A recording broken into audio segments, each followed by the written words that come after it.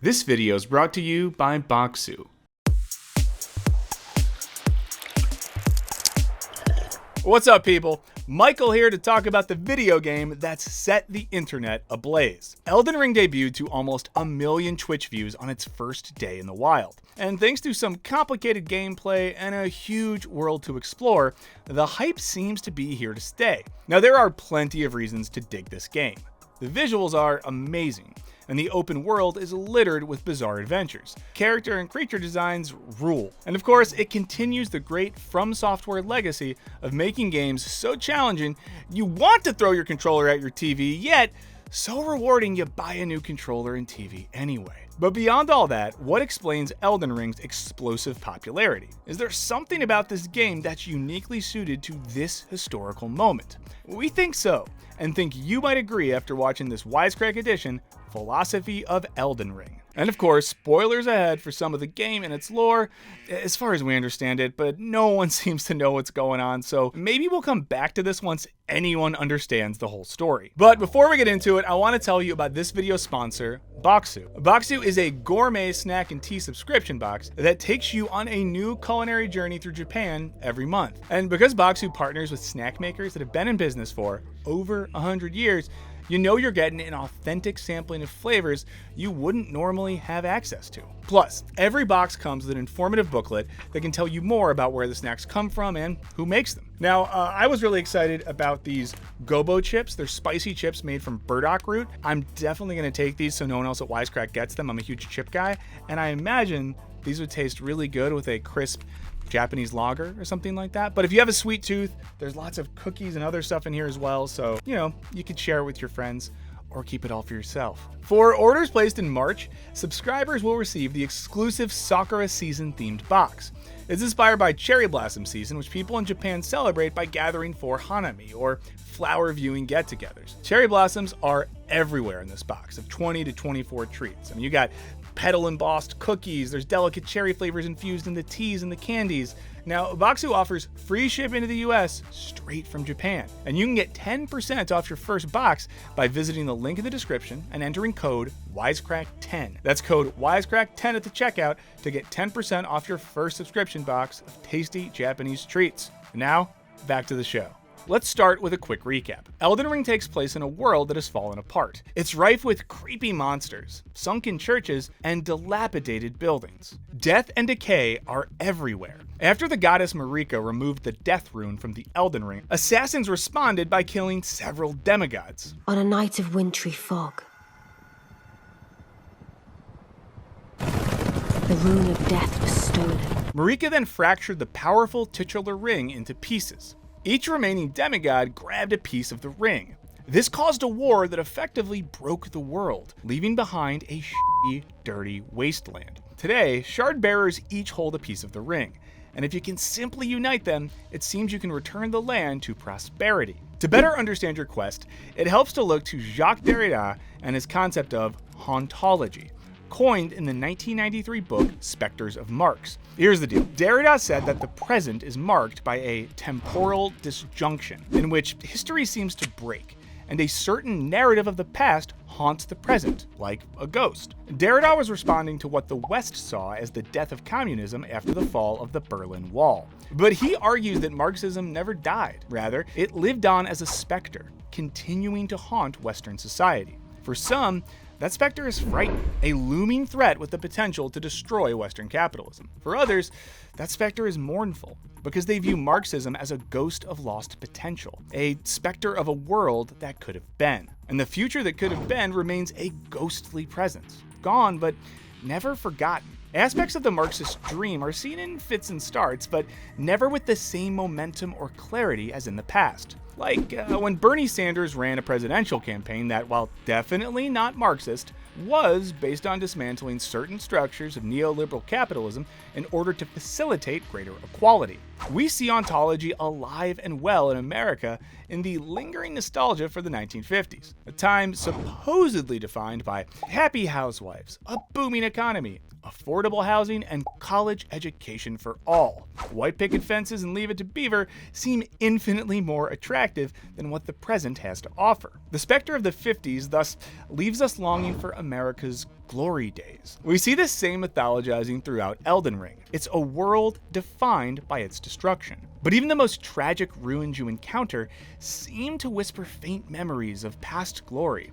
Indeed, this was even embedded in the development process. George R.R. Martin was recruited to build the world of Elden Ring's glorious past. Then, Miyazaki and co. brought that world to present day and turned it nasty. A castle with collapsed towers evokes halcyon days of flying banners and pageantry. There's even a secret boss fight where time rewinds and a dragon returns to life to reassert its power and glory. Remnants of an ancient glorious past are everywhere in this unglorious, unwelcoming world. And also, literal ghosts. Lots of ghosts haunting us in the present. So, telling stories about how great the past was is all well and good. But as with most storytelling, narratives about the past are typically riddled with nostalgic half-truths, outright lies, and everything in between. So when society creates a fabricated version of the past, what happens to the real past that actually existed? According to Derrida, the real, less savory version of the past sort of peeks through society's curtains, influencing our world in subtle and not subtle ways. This is where we get the haunting part of ontology, as the real lived past becomes the greatest ghost of all, a looming specter haunting the present. We see this in the real version of the 1950s that continues to haunt America. Racism was rampant, and the redlining that occurred continues to be realized in unequal housing opportunities to this day. The decade also saw a major step backwards for women in the workplace, which continues to be seen in a wage gap that is alive and well. Everything from the Red Scare to the genuine fear of nuclear war to American foreign policy decisions that wreaked havoc on South America, among other places, it all gets erased when we reminisce about America's glory days. Still, many of us living in an objectively unappealing present look back on this imagined past with nostalgia. The world of Elden Ring, like America, has a narrativized past defined by greatness. But similarly, the real past haunts the present and suggests something more nefarious. And perhaps the scariest ghosts in Elden Ring aren't the ones lurking in creepy manners, but the world's real yet unspoken past. There are plenty of signs indicating that the olden days were not as glorious as everyone tells you. Hell, if it had been so awesome, there would be no game. What's more, there doesn't seem to be a consistent vision of what the glorious past actually was. The enemies you fight are people and creatures with opposing motivations, suggesting that the old world wasn't so peaceful. In fact, it seems to have been rife with factions and organizations competing for power. Praetor Rykard. Luna Princess Rani. Willful traitors. All. It's also hinted that the legend of the Golden Order, supposedly supported by an ineffable god, has been given a glossy varnish. The rhythms and calculus of the Master's finger betray a suspicion of the holism of the Golden Order. After all, if everybody got along so well, why did things descend into war? And if the world was so perfect, why did Marika decide to break it? All signs indicate that this perfect world may have been more illusory than we're initially led to believe. How long will it be, I wonder, before the tarnished tire of obeisance to the two fingers? After all, not everyone seems so big on the whole Golden Order thing. Plenty of characters are determined to destroy it by burning the Erd Tree. Sure, some of those characters are horrifying, like the Snake Man.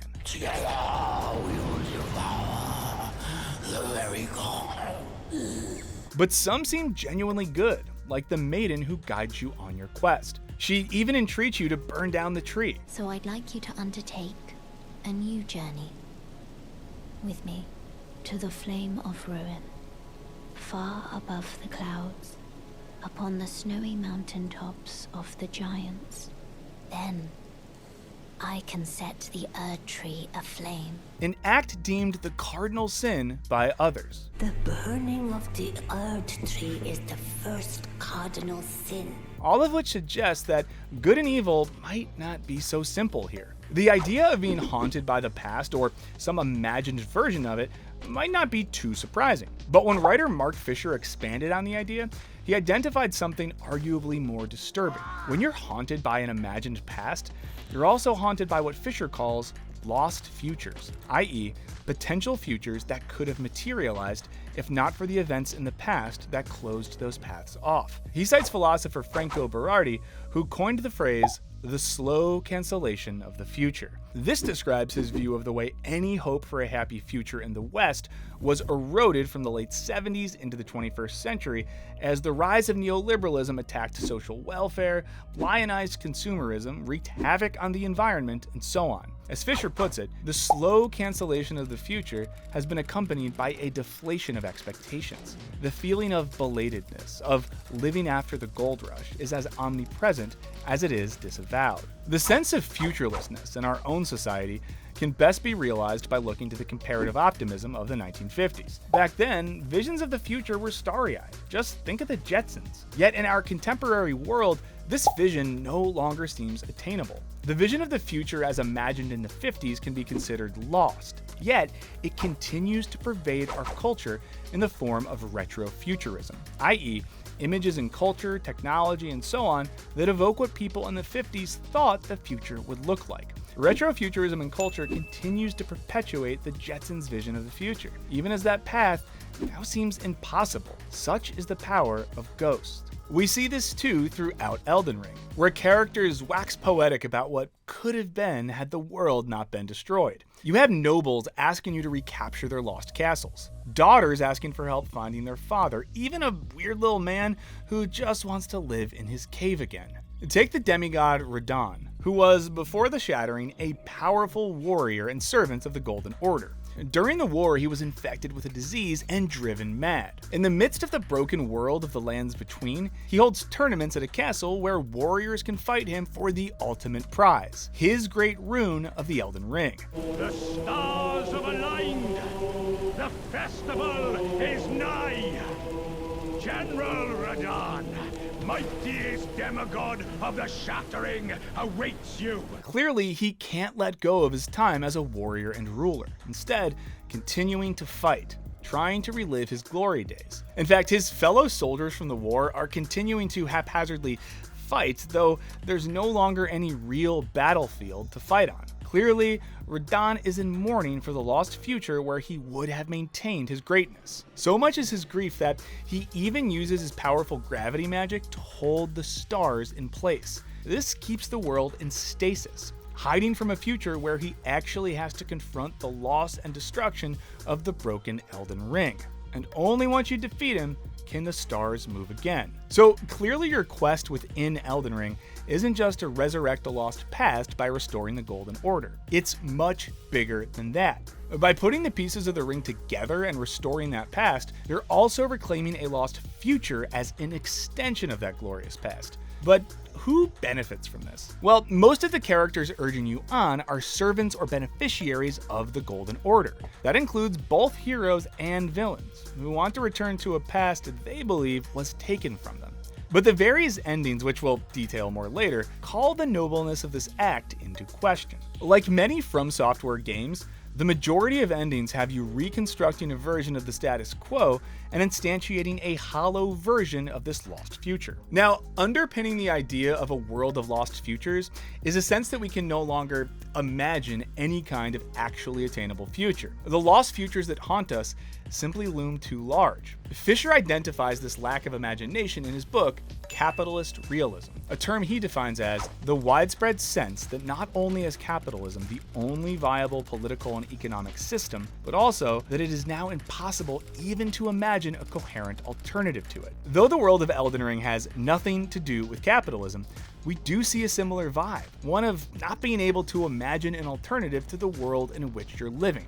Take the demigod Renala. She's trapped in a library, surrounded by her creepy children, and holding what appears to be a squishy amber egg. The game hints that after Renala's daughter Ranni killed herself, Renala became obsessed with this egg of rebirth. Little Ranni, my dear daughter, weave thy night into me. Rather than move beyond her loss into a new future, she is consumed by a desire to recreate the daughter that she lost. She literally can't imagine an alternative to her current situation. Did I not?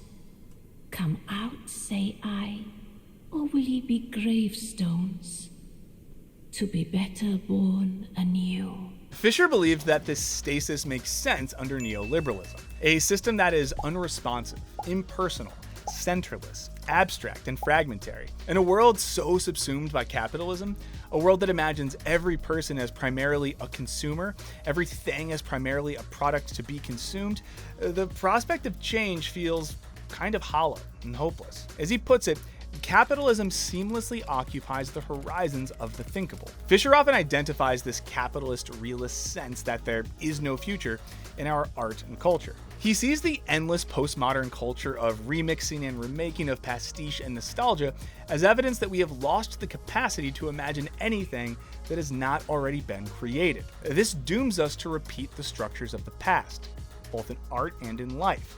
Even the counterculture today, he argues, endlessly repeat older gestures of rebellion and contestation as if for the first time. And the concept of a society stuck on a loop pervades Elden Ring far more than you'd see in an average video game. The gameplay itself is remarkably repetitive, which is probably a good thing given how hard it is. In fact, it's basically defined by repetition, particularly with regards to death. First off, you die, like a lot. Tone, no! Me, no! But what's more, when you die, it's not like in, say, Mario, where you just reset and try again. Rather, when you die, the runes you were carrying are lost unless you go back and retrieve them. This forces you to return to sites of defeat over and over again with different approaches or better plans in order to preserve your progress and grow as both a player and a character. Each time, you know a little better what to expect and possibly how to avoid yet another death. And that brings us to the first not depressing part of this video, the possible emancipatory potential of hauntology, and specifically of repetition. See, being haunted by lost futures doesn't doom us to a life of what-ifs, at least not necessarily. Fisher also believed that these ghosts can also inspire us to see different potentials for the world outside of our present. Maybe that means imagining a world where we don't have to rely on fossil fuels that are slowly suffocating the planet, where you don't have to view yourself as a sentient personal brand. Back in the 1960s, philosopher Gilles Deleuze recognized the potential of repetition as an active force producing difference. He saw repetition as the power of beginning and beginning again. He was responding in part to Sigmund Freud, who saw repetition as a psychological compulsion, a need to recreate a past that feels safe in its familiarity. Conversely, Deleuze, inspired by Nietzsche and Kierkegaard, understood repetition as a springboard for reinvention, for conceiving of new choices, for creating spaces of difference. We see this idea of repetition as reinvention at the core of the game in its conclusion. Now, most Soul games are pretty depressing. They often underscore the futility of trying, the false illusion of choice in a universe where most things are predetermined. But not Elden Ring. At least not every time. Notably, the game offers several endings. In one, everybody dies. Bummer. In most, you restore the world pretty close to how it used to be, but always with a wrinkle. There's also one where you burn literally everything down in a frenzy of destruction. But there's one ending that we find really interesting. In it, you restore the Elden Ring, but rather than handing it back to Marika and returning to the Golden Order, you give that power to Ranni. Remember the daughter who died by suicide, but is now back as a ghost who lives in a doll. Like we said, this game really is all about haunting. Oh, a dogged fellow, aren't we? Or is it merely thy habit to talk to dolls? With this newfound power, Ranni changes the nature of the Golden Order, which was once a godlike force that exerted power on and intervened in the world. Under Ranni's rules, the Golden Order is still a system that, like gravity, sets certain rules. But now, the people within it have free will and can abide by or violate its norms as they see fit. In this way, a world once ruled by predestination is now ruled by the uncertainty that is individual choice. And choice, as basically every existentialist philosopher would tell you, is a necessary prerequisite for freedom. In this way, Ronnie has imagined a different world, one where visions of the future are not dictated by myths of the past. And according to folks like Mark Fisher, that's what our real world needs most. People willing to conceive of new possibilities rather than passively accepting all the logical inevitabilities of our present. Of course, if you want to reinvent the future, you have to let go of the mythologized, glorious past you were trying to restore and accept the past as it actually was. That's the only way to stop being haunted by it and to realize a different future, whether it's in a video game or in the real world. But what do you guys think? Is Elden Ring a game about letting go of the past, or are our brains just broken from trying to understand Derrida? Let us know what you think in the comments. A huge thanks to all our patrons, and if you haven't checked out our Patreon recently, we have a lot of very cool new stuff coming, and not in the imagined future sort of way. It's all really happening, so please check out our Patreon page. I think you're gonna like what's going on. Set fire to that subscribe button like you've got a dragon head for a hand, and don't forget to ring that bell. And as always, thanks for watching. Later.